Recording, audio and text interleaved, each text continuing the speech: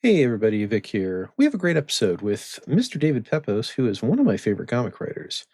He's here to promote his Kickstarter for the OZ. Link will be in the description for that. I don't want to say too much here because the episode is just that good.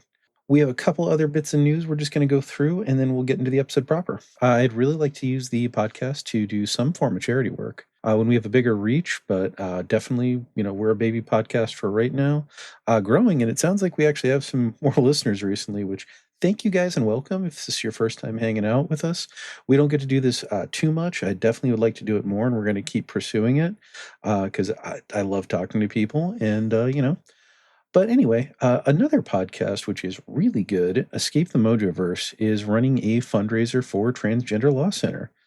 From their Instagram post, the Transgender Law Center is the largest national trans-led organization advocating for self-determined for all people. Escape the Mojoverse's goal is to raise $1,000 for the Transgender Law Center. If they meet that goal, they're going to do a bonus episode on The Wicked and the Divine by Karen Gillian and Jamie McKelvey. So not only is this a great cause, The Wicked and the Divine happens to be one of my favorite comics, and I'd really like to hear that episode. So we donated a couple bucks. Link is in the description in the show notes. So if it's something you're passionate about and you'd like to contribute to, definitely recommend contributing if you can. If you're a listener of the show and you want to submit questions or feedback or suggestions, or maybe just have a book you'd like us to read, send an email to comicbooksbeyond@gmail.com. Same goes if you're a creator. If you want us to review something, or if you have something to promote, or if you just like to hop on the show and chat and reach out, we'll try to make it happen. Same emails as always, comicbooksbeyond@gmail.com.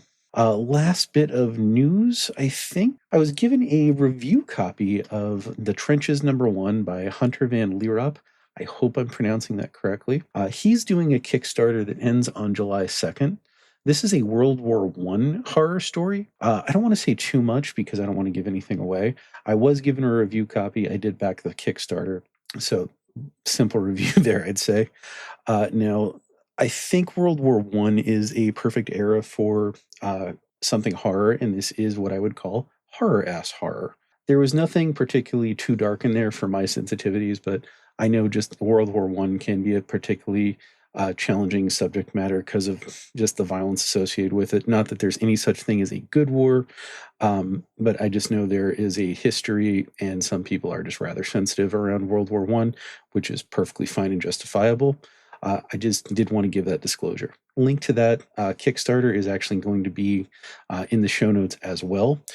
Strangely, and I mean this as a compliment, Hunter, if you're listening, please pass this on to your artist and colorist. The color palette reminded me of the movie Mandy in what it did for the tone and atmosphere. The content didn't remind me of the movie Mandy at all, but if you've seen that movie, you know how aggressive the colors are, and I think it really works here. So next week, before we get into today's episode, we're not doing nuclear spoilers on anything, but I had a ton of fun talking to Daddy Beef about Hellblazer, which was never a series I was high on to begin with. And really, that episode made me like the character and also Garth Ennis a lot more. If you haven't heard that episode yet, go back. It's one of our favorites. I've been really liking the episodes lately. So I think next week we might. Not sure what we're going to talk about yet. We're not going to go nuclear spoilers or anything, so there's no required reading. But definitely check in. We're going to have some fun. We have one really cool collab coming up later next month that I hope I can talk about soon. I just don't like to. I'll tease you a little bit, but I'm not going to announce anything hard, too soon. Had that happen once, and then we had to scrap the Moon Knight episode. I have one other collab that I would like to get done, or it's not technically collab. It's a host. One of the other hosts has something we want to do together. We just have to find time to, get that done. So next week, I don't know. We're just probably going to talk about what I've been reading, some stuff lately. Next month, I did have a couple ideas for things I wanted to do, but I don't know. We're going to see where things fall. I hope everyone out there is doing good. I'm really excited to jump into this next episode next week. We'll see you back here for a more normal episode, or a more standard episode, I guess you could call. I would love to do interviews every week. It's one of the main reasons I'm doing this, but that's just not going to happen for a little while yet. But as always, if you're interested in coming on the show, you have something to say, reach out to me. and we'll chat. So let's jump into today's episode. And this is going to be Mr. David Pepose in soon. Hey everybody, welcome to Comic Books Beyond. I'm your host Vic, and I am here in the studio with a very special guest. I have with me the writer of Speed Racer, Space Ghost, many books at Marvel that I couldn't remember or couldn't all rattle off. I have with me the writer of the OZ, who has a Kickstarter campaign going right now. I have Mr. David Pepose in the studio with me. David, say hi to everybody. Hi, thank you so much for having me. Excited to be on the podcast, excited to talk all things comics with you today. Awesome. So, David, can I get your comic book origin story? Like, Yeah. where did you first get into comics? I came by it honestly. I'm a third generation comics fan. My grandfather used to read me Calvin and Hobbes as a kid. My mother used to read all the Silver Age DC and Silver Age Archie. And so, they gave me a copy of Amazing Spider-Man 346, when I was like 5 or 6, and it kind of just rewired my brain. I love comics, as just like kind of that synthesis of like morality tales and themes and long running soap opera with all kind of filtered through such amazingly dynamic art and characters. I interned at DC Comics out of college. I worked on books like Batman R.I.P. and Final Crisis and Green Lantern Secret Origin. From there, I wound up going into comics journalism for a long time. It was during the height of the '08 recession, so there were no jobs to be had. But I wound up connecting with somebody who had just finished up at Newsarama, who brought me on board, and so I wrote reviews for the better part of a decade. And while working a day job, I was a newspaper reporter, and then I wound up working publicity over at CBS in New York for many years, and then wound up moving out west to be an ill-fated Hollywood assistant. And during all of this, I thought, I loved comics. I didn't know exactly what I wanted to be. I quickly learned that being an editor was not really my skill set organizationally or really creatively. And so I thought maybe I'd get into TV development. And so I kind of put the cart before the horse, thinking, well, if I could prove that I could build a story, I could show somebody that I could break one down. And so I wound up writing my first book, Spencer and Locke. And, it was the combination of being like the world's worst Hollywood assistant and people really liking that book that the light bulb finally went off. And me growing up in the Midwest with no creative role models, I realized, I could just make a run at this and be a professional writer. And so I've been lucky to be gainfully employed ever since.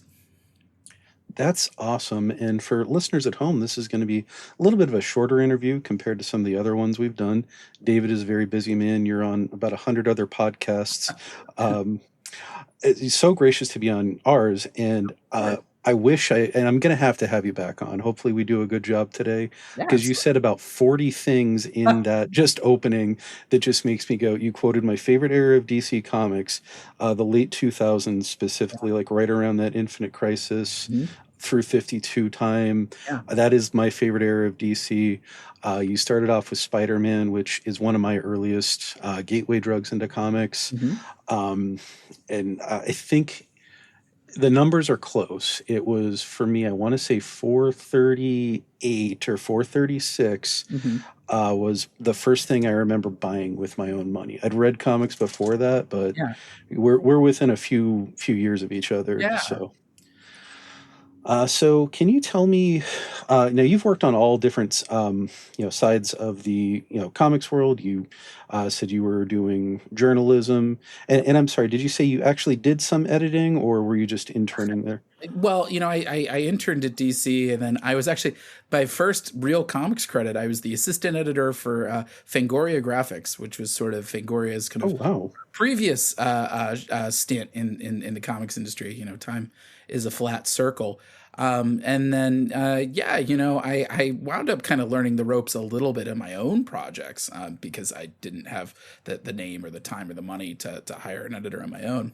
But I wound up taking a class at Comics Experience, which is an online program that Andy Schmidt from Boom Studios founded. I highly recommend it for anybody who's an aspiring creator. And I remember taking a class on comics editing and project management. And I remember particularly Bobby Curnow, who's now EIC over at IDW. He spoke to our class and sort of told us kind of what a day in the life is. And I remember leaving that class and being like, oh, I'm not cut out for this whatsoever. And so it took a little while for me to kind of find my path. Like I said, I grew up in the Midwest. I'm from St. Louis. So I didn't know anybody who was ever like a professional writer, and so I didn't know I was allowed to do that as a career.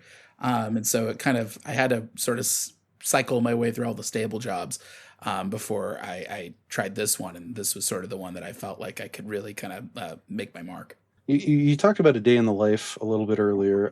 Can I ask you, what's a day in the life of David Pepose? Like, I like to get to know the person, not just the work. No, that's a kind question.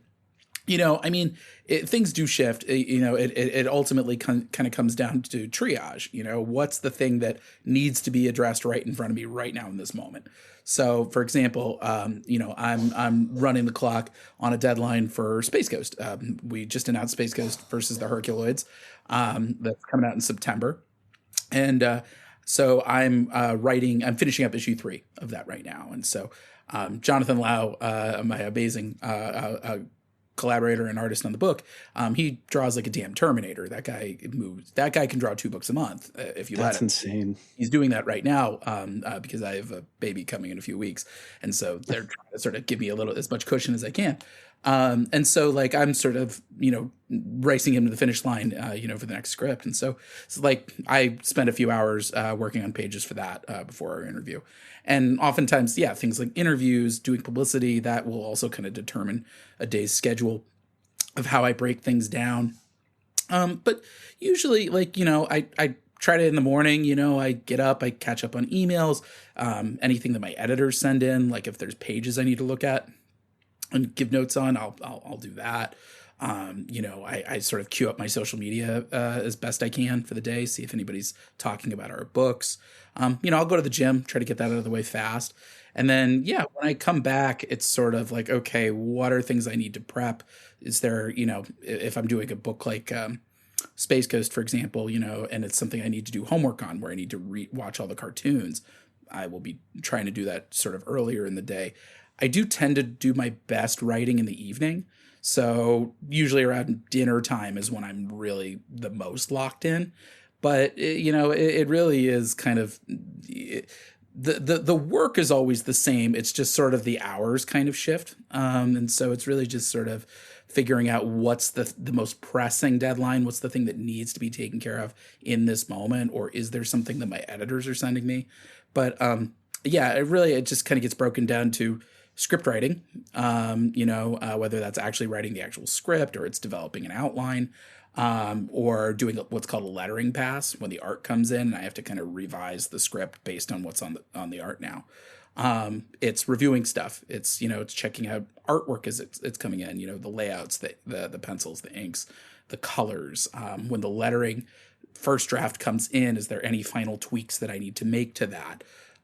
Publicity, like I said, doing a lot of interviews.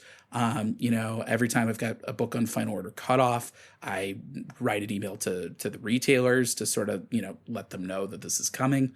And then I guess in my not so spare time, it's trying to take care of myself physically, emotionally. Sometimes you need breaks. I'm pretty bad at that, but I try to carve something out at least once a week.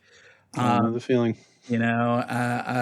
And beyond that, it's sort of just when I do have free time and I'm not sort of juggling a lot of projects, then it's figuring out what's the next thing I want to work on. Trying to develop more ideas based on that, checking in with editors at publishers I've worked with or publishers I'd like to work with and saying like, here's the latest stuff. So, it's a lot of spinning plates and no day is ever exactly the same. But usually you sort of have the basic component parts. It's a lot like Taco Bell, like 10 different meals, but all the component parts are kind of the same. That's kind of what the day in the life of a comics writer is. That's awesome because 1, I love Taco Bell, and 2, I happen to love your writing as well. And David, I just did want to give you a compliment before this and just reinforce what you said. Just really reinforces this. I mean this. I think the way you conduct yourself, I've listened to some other interviews, and you know, what you talk about, how you present yourself and reach out to other creators and look, into other outlets, people as small as ours. I kind of view it as kind of the gold standard for how I wish basically every comics book professional writer would like to would conduct themselves. Yeah. Working on yourself, good positive messaging, and just reaching out to what you told me off the call was where you said you're looking to promote yourself, and that's Yeah. what's important. Yeah. um Well, I learned that kind of when I was at CBS. There's the head of it was like it was the ratings metrics. Her name is Marianne O'Leary, really nice lady. And oftentimes I would chat with her. I would help write the press releases talking about the evening's ratings, and so she was the one who had all the data. And she said something to me. I was young, I was in my late 20s. When I was working there, mhm. and she said, at the end of the day, you can write the best show on television, and it doesn't matter if nobody's heard of it. And that's something that kind of Exactly. really stuck in my head, and I think maybe sort of reinforced a lot of the skill sets I had already built as both, a newspaper reporter and working at Newsarama, or I was still moonlighting at the time. And it really kind of occurred to me that first off, no one's going to promote your work. No one's going to love your work the way that a creator will love their own work. It's just, a publisher, they've got a lot of other books. You are inevitably, even if they like your book, some degree of a statistic. And artists, meanwhile, this is physical labor for them. Like, they are really doing a lot of the work for them is extra hard. So I Yeah. can't count on them to do a lot of promotion on the work, because they're busy actually drawing it. And so I see it as not just, a benefit for myself, but I see it as I'm also shouting out my collaborators' work, and I'm shouting out the book itself so it can continue to be viable for the publishers, so my collaborators continue to get work. And I always say, and maybe this makes me a terrible businessman and a terrible freelancer, but I always say I don't do this job for the money. I do it for the reputation. I do No, it. I think that makes you a great businessman, honestly. Every book is a calling card for the next work. And Mhm. also, when I go to conventions, I sort of see it as I'm building my Baskin Robbins. I'm using a lot of fast food metaphors, but Nothing like, wrong with that. a flavor for everybody. And so every book is sort of, is meant to be kind of, okay, what's additive to that convention table. And so, but yeah, I think, promotion is something that I think is really important. I think it's a way that also kind of helps me connect with fans. And it makes the work a little bit less isolating. I do everything from my office, or I do it from my couch. And my wife and I are both freelancers, so we get to see each other all the time, and I love that. But there are Oh, days where she's the only person I see, and so being able to sort of promote the work, kind of, it really reinforces to me why I'm doing it. And it's like I said, a really great way to connect with fans who are responding to our work. I work from home, so there's days where most days my wife is the only person I see. So it's great to chat with someone who isn't just my wife or my two cats that I just sit and make I fun of. Yes, I get that. So I would like to shift gears a little bit and try to focus on the OZ a little bit, because that's what Yeah, we're really here to promote. sure. Now, I've not read all of your work, but I've sampled a decent amount of it. I was actually started reading your Moon Knight last night. Oh, thank you. Um, yeah, the I've been a bit on a like a Marvel Knights era kick, Yeah, and I got through all the Moon Knight and all the Daredevil stuff. I'm like, oh, you did Moon Knight? I didn't know about that. yeah, So I've read a good amount of Space Ghost, some of your Speed Racer. I've read Moon Knight, and I've read the preview pages of the OZ. yeah. Uh, I personally think what I've seen from the OZ is your best work, Thank you. and going across all other stuff, you've got a range. You really are, uh, and again, mean this as a compliment. Sure. I never really connected with Speed Racer. It was never my thing. And I got your Space Ghost, and I am a huge Space Ghost fan. I grew up on Hanna-Barbera, Yeah. and I move and I check out the Speed Racer. I'm like, wow, you made me care about characters I didn't think I could ever possibly care about. then I'm reading your Moon Knight. It's a good, solid story.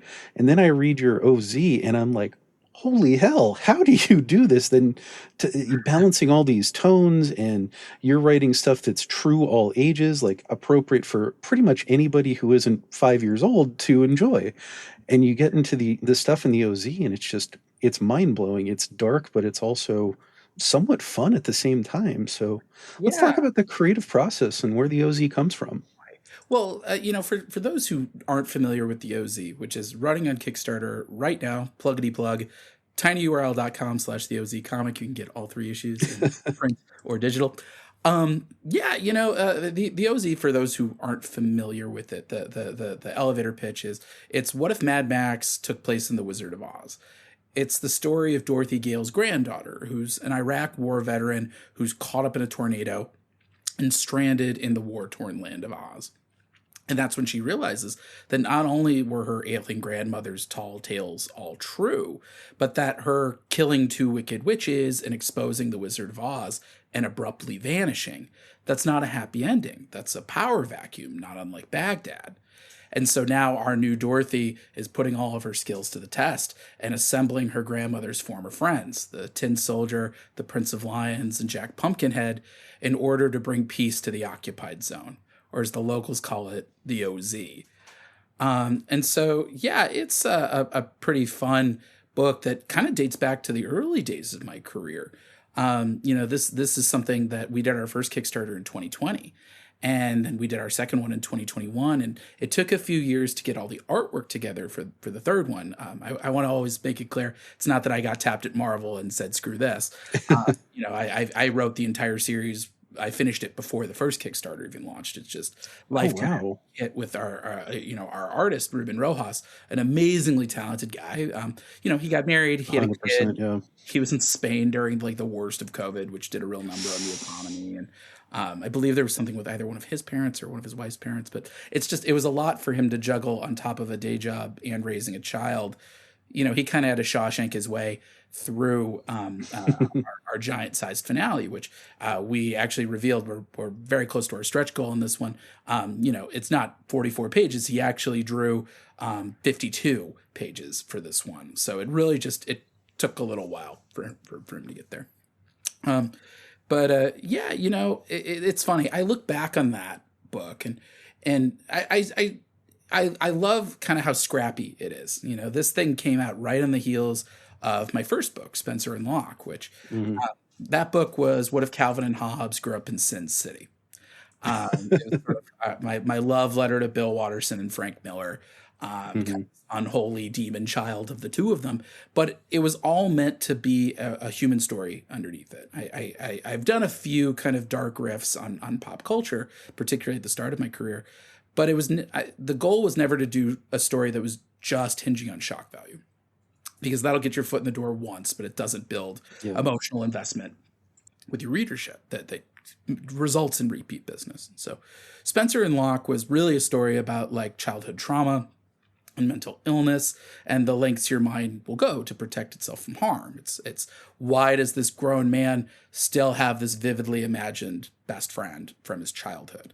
And that kind of interrogated maybe a core inconsistency that I noticed in the original Calvin and Hobbes, which is, why does Calvin need this kind of affectation? What if it's not an affectation? What if it's the symptom of a darker pathology?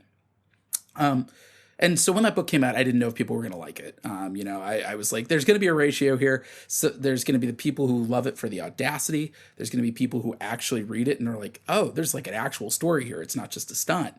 And then there's going to be the purists who, understandably, I think Bill Watterson's a trailblazing pioneer. Like I said, my grandfather used to read it to me. And so there are going to be some people who do not take kindly to making Sacred Cow into some tasty hamburger. Thankfully, the response was overwhelmingly positive. We were nominated for 5 Ringo Awards for that book. People really enjoyed Spencer and Locke, and so I was thinking of other books that I could come up with and in different genres. And so, I came up with Going to the Chapel, which was Die Hard meets Wedding Crashers. And that was sort of my riff on romance. I came up with my sort of long gestating sci-fi book, Grand Theft Astro, which we're just basically looking for a new publisher and a new artist for that.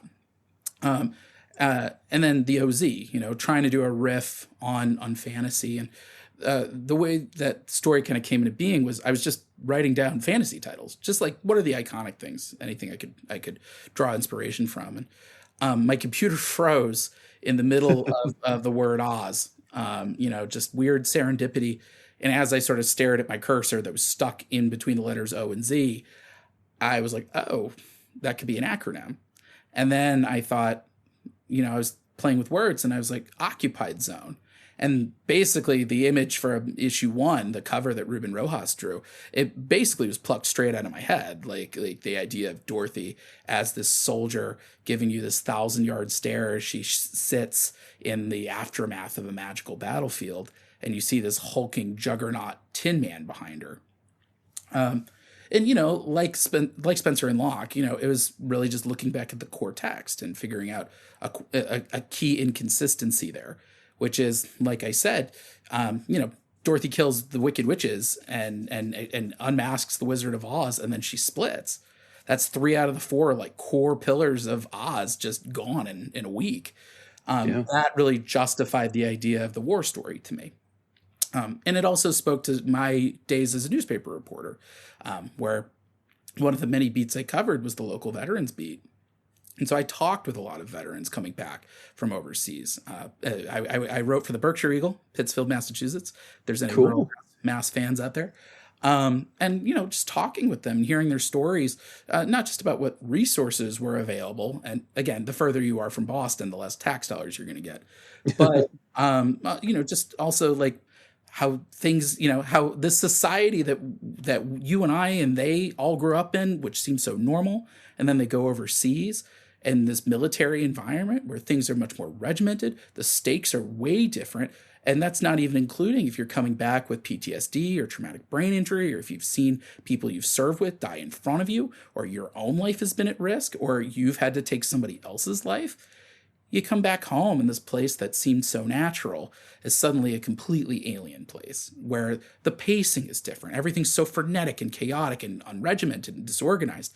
And the priorities are so different. They're all super kind of ruthless and individualistic and very kind of rooted in how much money can I make, and oftentimes how badly can I screw somebody else over, and I think that kind of boiled down to really the first line of the book, which is they say there's no place like home. But for me, home is just another place that doesn't exist anymore.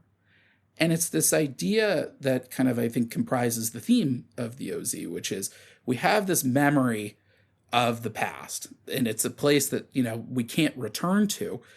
And yet we kind of look at it through rose-colored glasses a little bit. And when we're sort of faced with the reality of what things are, or we're faced with the reality of how things have changed since when we were kids, that's something that I think we all have to mourn. That's something we're all a little traumatized by. And I think living in the United States of America in the year of our Lord 2026, I think we've all spent like the last 10 years kind of mourning. I know, it's easy to be disillusioned with what this country is. You read a history book, you read the headlines, but I think the last 10 years in particular have really sort of have stripped away a lot of the illusions that a lot of us have had about this country, about humanity, about human nature. And so, we're all kind of mourning beside Dorothy in a lot of ways. And so seeing this character who has a past, who has scars, who has trauma that she can't quite escape, but maybe she can be more than just that. Maybe she can transcend that. Maybe she can have that kind of redemptive climb away from her own inner demons. And that's a kind of character I like to write. That is sort of the archetype I find myself revisiting quite a bit. Because I think we all have things in our past that hurt us, things that we don't like to think about, things that shape us even though we don't like that. And I think the idea of giving characters who you can offer a sense of hope, that doesn't, the worst moment of your life doesn't have to be your entire life, that there is a future, there is a way that you can still move forward, that that's something that certainly gives me a lot of hope as a writer and a human being. And it's something that I hope our readers draw a lot of hope from too. Well, that was inspiring, and I've got to like collect myself now because like, where do I ask you to go from there? You kind of just summed up everything that I like to see writers accomplish in one goal. And you know, you're talking about nostalgia, and you're using, I think maybe a coincidental, but maybe not so coincidental part of your career is you're using a lot of properties or characters or ideas that we all grew up on. Yeah. Wizard of Oz, Space Ghost, Speed Racer. Were you also writing Captain Planet for a while, or are you still writing that? So Captain Planet's on hiatus at this moment, but it's funny. I never expected to sort of have this kind of niche that I've carved for myself of sort of taking the stuff of our childhood and figuring out ways to either modernize it or ways to sort of sometimes make it a little darker and grittier and more psychologically driven. But the sort of those feel like two different strains that have kind of converged a little, particularly where I'm at now.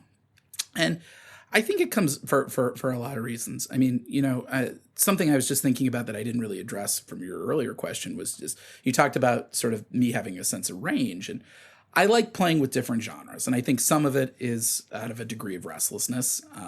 Once I finish a book, I'm exhausted with that genre. And so I want to kind of shake it up a little bit and give, if I'm writing a crime book, when I'm done with that crime book, I'm usually like, okay, I need to do something else with different muscle groups so I can let the crime muscles relax a little bit. And it also goes back to sort of the Baskin Robbins of it all, that I want to have a bunch of different flavors. Yep. But I think there's something to be said of, first off, drawing from things that have a lot of iconography that I can kind of play around with. But I like kind of subverting expectations a little bit. I like being able to sort of do the motorcycle stunt jump. I know that sort of like it draws a little bit of attention, and there are a lot of people who are sort of like, can this idiot stick the landing? And I've found that like I like when I'm at a convention that I can mash up two kind of weird different things and find that middle ground where they have a little bit of magnetism that really makes it all spark. And so when I go to a convention and I say, for example, my book, The Devil That Wears My Face, I'm like, oh, that's Face Off meets The Exorcist. People, they'll chuckle, and then they'll be like, wait, he's serious. Like, okay, what does that look like? And then I can sort of take this kind of like crazy concept that on its face might look a little ridiculous, and then commit to it and find kind of that human core to it. I think it's interesting that I've sort of morphed from the guy who did sort of gritty Calvin and Hobbes and gritty Wizard of Oz to doing sort of the modern Saturday morning cartoon block. That's not really like a niche I had expected to carve myself. I think a lot of what I've learned, it's been a little over 10 years since I sold my first book. And I've learned that you can only control so much. You can pitch certain stories that you feel really strongly about, like the OZ, and see those through. And other times there will be opportunities that will present themselves that you would never expect. And so Space Ghost was one of those, that I had just wrapped up several books over at Marvel. I had done Moon Knight City of the Dead, and I had done my Punisher miniseries. And that sort of got Nick Barucci at Dynamite thinking like, okay, we've known David for a long time since his comics journalism days. He's proven himself. Let's give him a shot on something a little longer. And so, Space Ghost kind of was sort of the proving ground in a lot of ways. It was a place for me to take all the theories I had picked up, whether it's my creator-owned work like the OZ or the lessons I learned at Marvel, and saying, okay, like if I had basically absolute freedom to do a superhero book with the characters that I've been given, what would I do with that?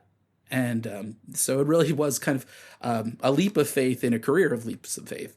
Thankfully, people seemed to really resonate with Space Ghost, and it felt like a lot of the theories that I had brought to the table really felt very vindicated. Oh, 100%. Like that book, I started reading right in the middle, and I was able to pick up right on it. Like the tone, everything was like clicking. Does Jonathan Lau do the covers on those as well, or is that someone? So we're having a little bit of a shift, starting with the annual. We had sort of our cover group together more or less unbroken for 2 years. We had Mhm. Francesco Mattina, and we had Jay Lee, and we had Bjorn Behrens, and then we had Michael Cho. He dipped out a little bit in volume one. Anthony Marquez stepped in to finish volume one, and then Michael came back for volume two. And then with our annual that is up for pre-orders now, it's actually final orders are due on Monday the 22nd. Because we thought we were going to end the run with 12, and we sort of extended it kind of at the 11th hour. I know Jonathan is doing at least one cover, maybe two. And then we've got Jerry Ordway, we've got Bjorn Behrens, and oh man, why am I blanking? That's a murderer's row. Jeez. But it's a good crew. But Jonathan, I've been a fan of his since his work on Green Hornet with Kevin Smith, and so he when my editor Joe Ryban and I were talking about possible artists on the book, and Jonathan's name came up, pretty much the rest of the list went away. I told Joe kind of at that moment, I was like, oh, if Lau was in the conversation, it's got to be him. And from the very moment he drew a couple pages from issue one just to kind of show us what he was thinking. And you can see it in issue one. It's the page where Space Ghost crashes in through the ceiling to save Jan and Jace from Brack and Sisto. And then the following page right after that, where Space Ghost gets his gauntlet knocked off by Brack. Those were the first two pages that Jonathan showed us. And I remember thinking, okay, this is the guy, because he understood immediately that Jan and Jace aren't just accessories, that they are really the point of view characters in the book. And that even though the book is titled Space Ghost, they, I think, are equal partners in sort of this storyline. And so the fact that Jonathan understood that just by reading the first script, he's understood kind of the assignment for this book. And he's been so amazingly consistent, added so much of his own voice to it, especially with all the character designs and the tone visually. And so, I consider the Space Ghost to be just as much his baby as it is mine. I was going to say, when I was reading through that, it kind of reminded me of kind of like a Batman book from like a Robin perspective, if that makes sense. They're always looking at then just the shots and the way he angles, the Space Ghost. Or maybe it's a Superman. Maybe is a better look. I think you're not wrong on any of that. I mean, I think. First off, the Batman DNA, I think we come by it honestly. Space Ghost literally came as a reaction to Adam West's Batman. It was right on the heels of that show, just absolutely, getting monster ratings. And so everybody was either trying to license superheroes. That's why you saw, you saw Lou Ferrigno as the Hulk, and you saw the Wonder Woman show. But also, everybody, if they couldn't license a superhero, they made their own up. And so that's how Space Ghost came to being. And that was kind of the reason I took on the assignment was, I realized as I started watching the original cartoons and noticing kind of the contrast between what I saw in those original episodes versus my only exposure to Space Ghost beyond that, before that, was a few episodes of Coast to Coast. I had missed a lot of that. So that wasn't like a core thing for me. And the Joe Kelly miniseries from 2005. I didn't know he did I didn't know Joe Kelly did a miniseries. That's awesome. He did, and we, without spoilers, kind of had we have a bit of a nod to that in the issue of Space Ghost that just came out last week, and so seeing that, which was it was like a Batman Begins take on Space Ghost the summer before Batman Begins came out. Oh wow! It didn't really have a ton of focus on Jan and Jace. So when I watched those original cartoons and I realized they're a core part of all this, between that and noticing the shift in tone between the 60s run and Coast to Coast and Joe Kelly and, even the Future Quest series in 2017, I was like, Batman's changed a lot since Adam West, tonally, stylistically. A little bit. Why can't Space Ghost? And so, that first year was a lot like, trying to do kind of our version of the Long Halloween. for Space Ghost. Of sort of every issue having kind of that core villain of the month, and sort of saving the cliffhangers for the big guns, and just sort of using that to build to the Council of Doom. And then our second year, which was sort of kind of a little bit of a woolier kind of storyline, because we kept extending it. Unlike year one, that was sort of locked in at 13 issues from the very beginning. This started at 5, went to 8, then to 10, then to 12, and then to 13.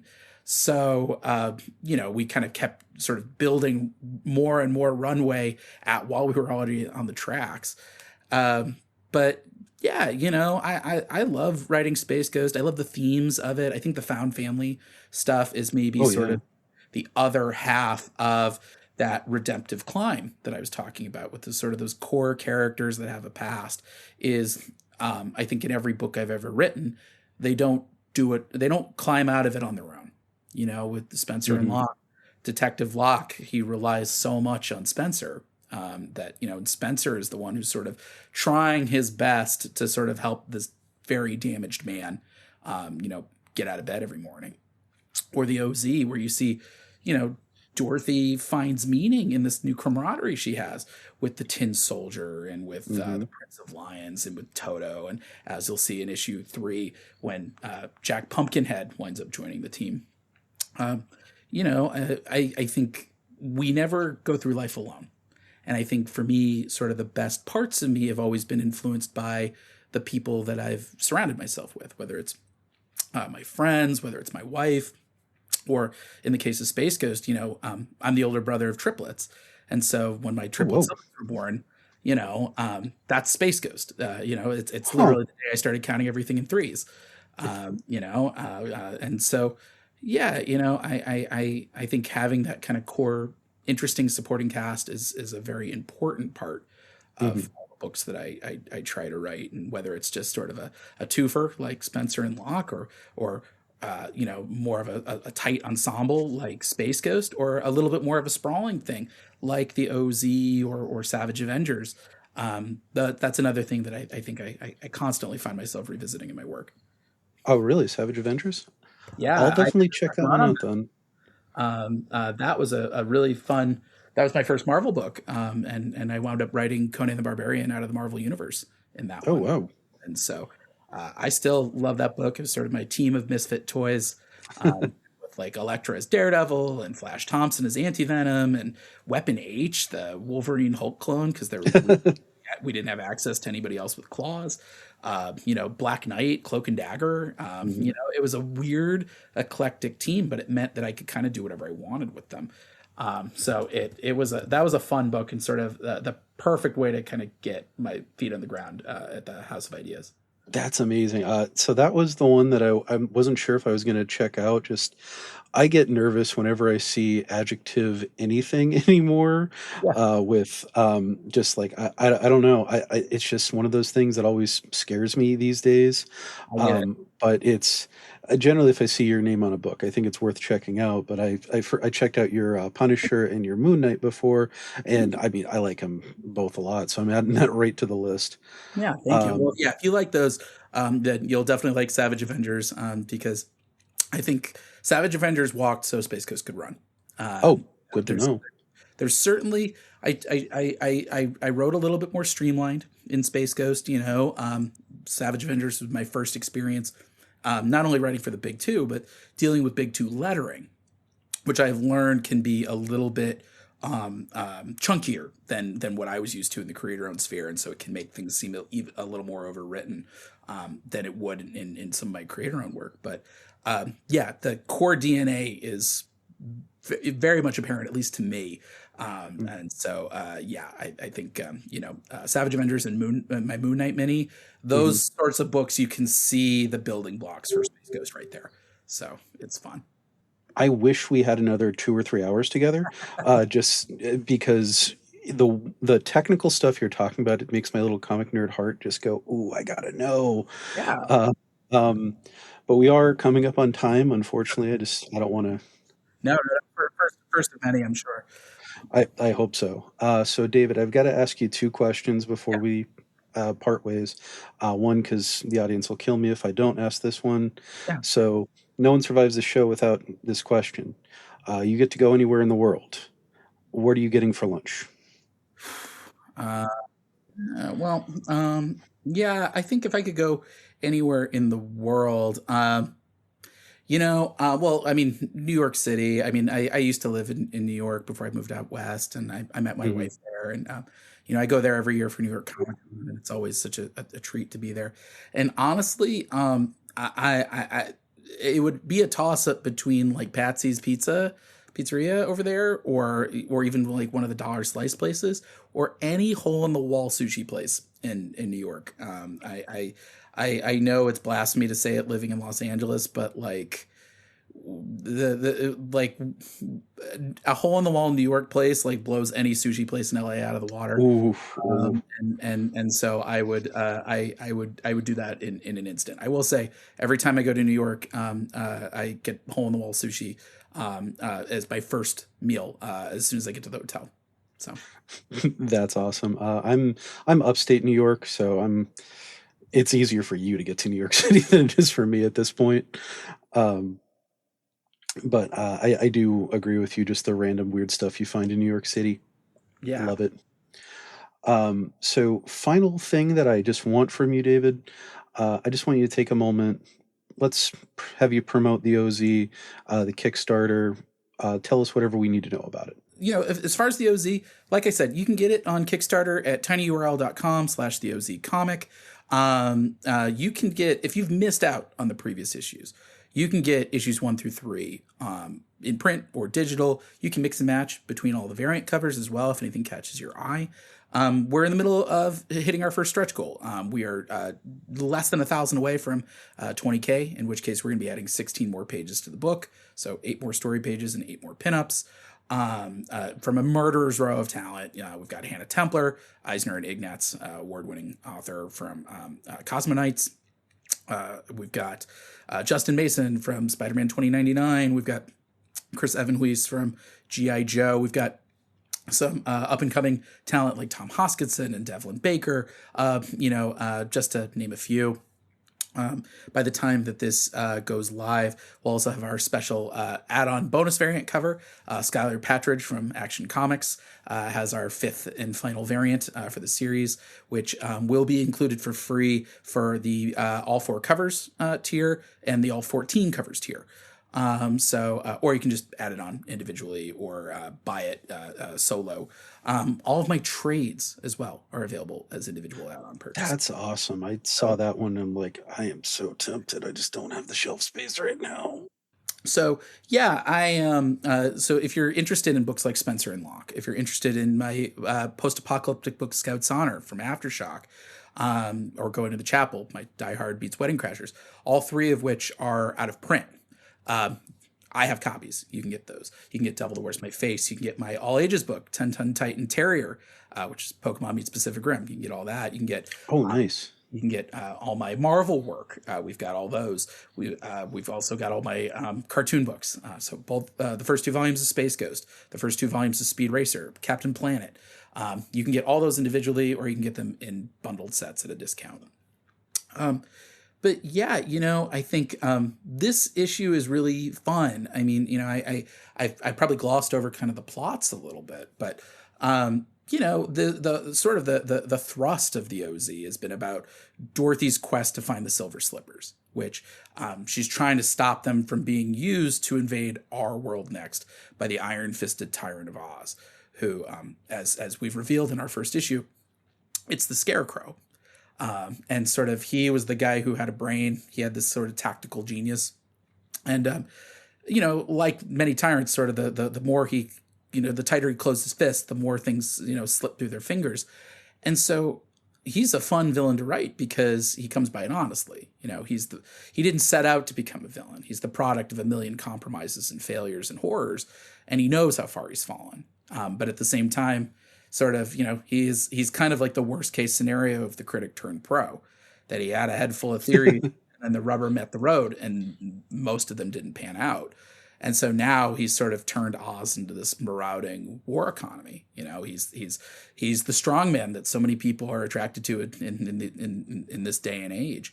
The one who, the rules be damned as long as he maintains order and gets some sort of material change done, even if it's just sort of oppressing the little guy. And so, at the same time, Scarecrow, I think, is sort of realizing that he's been boxed into a corner a little bit, that there's only so many outgroups that you can oppress. There's only so much territory in Oz that you can take over. And so he sees our world as sort of the expansion point. And at the end of our previous issue, this mission kind of went a little sideways. Dorothy and her crew of Yellow Brick Road warriors, they've been locked in the Scarecrow's dungeon. And one of the silver slippers has latched itself to Dorothy's foot. And so we open with this kind of battle of wills where Dorothy and the Scarecrow, the Scarecrow wants the boot. He can't kill Dorothy or it'll lose all the magic. So he's got to basically pressure her, torture, hurting her friends. What kind of way can he get her will to break? And meanwhile, she's sort of, how can I hold on so I can get an edge so I can get out of here? And that'll culminate into this like kind of big giant sized battle, which is the reason we're adding 8 more story pages. Is because I wanted to make sure that thing had room to breathe. And so all of our characters get an important moment in this issue, that everybody gets a sense of payoff, whether it's sort of a big bombastic thing or it's just small and personal and will hit you right in the heart. But yeah, this book, I'm glad that you enjoyed the preview because I do think this is some of my best work. I think it comes from me as sort of a younger, scrappier writer. So there are certain quirks that I see that I might not do today, but it is a reflection of who I was at that time as a writer. Mm-hmm. Revisiting this 3rd issue, doing the lettering pass once the art finally came in with a more experienced hand, it's like a time capsule, of looking back to the writer I was in 2020 when I wrote all this. And finding ways to kind of do some nips and tucks, but still making it read consistently from what came before.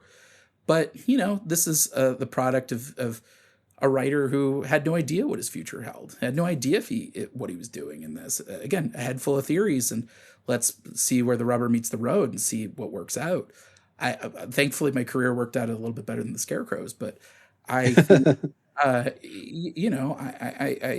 see this, and this was certainly it's I think a very pure sort of display of my writing. I think it's the one downside that you have as a professional comics writer, and it's something that you can't really get away with, in terms of your career and living in this economy. Is that was a book I wrote when I was only writing one book at once, and so you see, that there are things that I was able to do because that was all I had. And now, it's sort of, the day is always, it's like I said at the beginning of the interview, you're juggling different projects, like I'm in the middle of writing 3 books right now and I'm about to add a 4th to my plate. So that means that I write a script every week, and so, you put in 110%, but just, the timing, like you only have so much of it. The OZ was certainly a book where there was a lot more time. And because I was younger and a little bit more raw, I pushed those pages a lot harder than I necessarily would have today in terms of just how much can I fit in a page and how much, both in terms of the panel count and the images, but also how much dialogue would I fit in there. Whereas I look at it today and you'd be hard pressed to find a book of mine that I have more than 5 panels in a page, or certainly, every once in a blue moon we do 6. And even that, I always apologize to my artists now when I do that. I had no such compunction back in the day. So, but you look at it and you see certain risks paying off that I might not take in the year 2026, that I might be a little bit more conservative, that I might sort of, not saying that I would play it safe in the writing, but just, giving my artists a little bit of a break. Ruben Rojas, an amazingly talented artist, and Whitney Kogar, our exceptional colorist, I threw everything at them. There are pages where there's a lot going on, and they made it all work. And so I think the OZ is a really special book because I think ultimately, looking back on it, like it's a book that probably shouldn't have worked, but because of the magic of Ruben Rojas, and this is the reason why I waited 5 years since the last Kickstarter, was because he's a one of a kind talent, and I wanted to see it through with him. And now that the book is 100% finished, and 100% funded, literally all we're doing now is we're just basically getting a print count. We just are figuring out how many issues to tell the printer to print, and then they will ship it to our fulfillment team at Laguna Studios. So you don't have to worry about a guy writing 4 books and having a baby on the way. Packing and shipping your stuff. It's out of my hands. You don't have to worry about it. So yeah, I think the OZ, it's one of the most beautiful books I've ever worked on. I think it is some of my best work. I love Dorothy as a character. I think she kind of builds on that archetype that I started with Spencer and Locke, but does it in, I think, a much bigger sense of scale. And I think because of the real world inspiration that sort of filtered into her as a character, she feels, I think, maybe like one of the more 3-dimensional characters I've ever written. So I'm so thrilled that this book is out, and there's a reason why I'm promoting this thing nonstop, is because I believe in this book. I believed in this book so much that I self-published it, and sort of took that leap of faith on Kickstarter to, say, I think this will, I believe in the story and the team enough, the readers will come. And they did. Our campaign's all funded very early. We've gotten overwhelming success in all 3 campaigns, even given the economy and social media landscape that we have today. This book, we won a Ringo Award for this book, which for a self-published book was almost unheard of at the time. I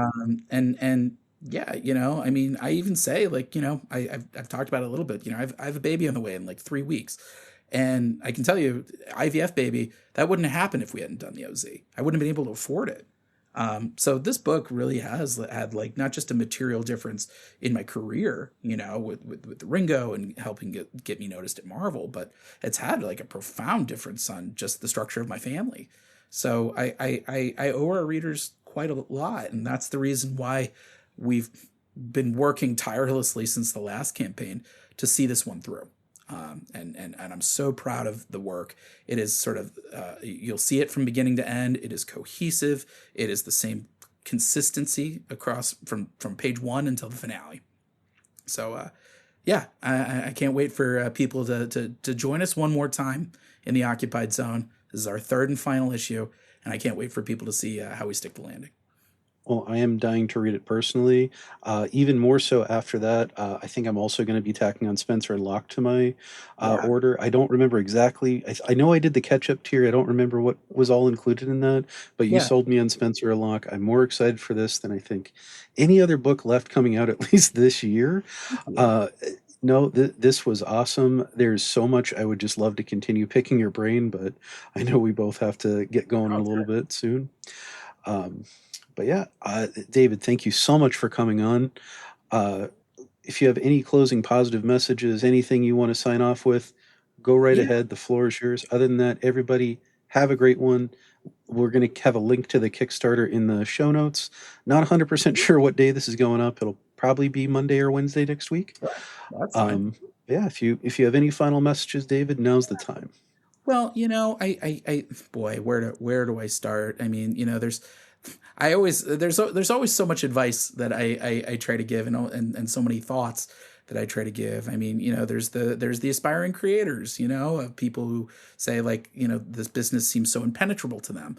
And the act of writing feels, almost like mysticism. And I always say, start small. Like, this is not magic. This is like learning how to build a chair. So you know what a chair looks like, you know what the component parts are, but you can make them out of a variety of different shapes and colors and materials. And so what I recommend is you start small. You write a short script a day, keep it short, 6 to 8 pages. It doesn't have to be good. It just has to be finished. because you have to build a lot of crappy chairs before you build one that you can sit in. And 100%. then you have to build a lot more of that before you build a chair that you actually feel comfortable in sitting in, let alone a chair that you feel comfortable trying to sell and mass produce. So, there's that. There's also dessert first. That's another rule that I always go for, is just because I read your book sequentially doesn't mean you need to write it sequentially. Write the thing that's easiest. Write the thing that bounce out of order, whatever's speaking to you. If you want to write a car chase, write the car chase, because then you don't have a blank page, and then you learn pretty fast, okay, is there another scene that I'm interested in? Or did I just want to write a car chase and that's all I got? Then you're not wasting time, but you also are building that momentum, which is crucial to sort of getting the finish line. I think, if you're a fan, I think, I know things come in waves. I've had periods where I'm really vibing on a whole bunch of stuff that's coming out. I've had moments where I'm not vibing at all. And, I always say, like, there's a lot of comics, both in the comic shop, but also, as you see on Kickstarter, a lot of people, a lot of voices who, for whatever reason, haven't navigated the traditional publishing system and are able to sort of deliver these amazing comics to you straight from the creator. But, there's always something. There's always something interesting. I know sometimes you have to go a little bit off the beaten path to find it, but there's always something there. I think read adventurously. That's sort of my advice and my request, because I love writing for the big two.